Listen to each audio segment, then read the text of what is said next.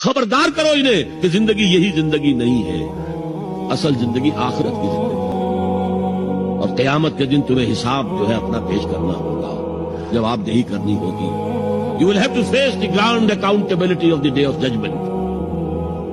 یہ انذار سے بات شروع کرو. وَرَبَّكَ فَكَبِّرْ، اور جو ہدف ہے مقصود کیا، اللہ کو بڑا کرو، یعنی اس کی بڑائی نافذ کرو. پارلیمنٹ میں بھی اس کا حرف آخری ہو، لِتَكُونَ كَلِمَةُ اللَّهِ هِيَ الْعُلْيَا، تاکہ اللہ کا کلمہ سب سے اونچا ہو.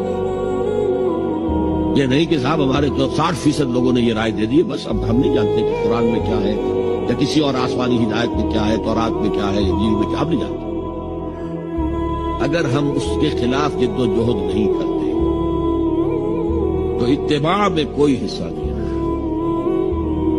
جو اطاعت تھوڑی بہت ہم کر رہے ہیں وہ بھی جزوی ہے، کلی نہیں ہے.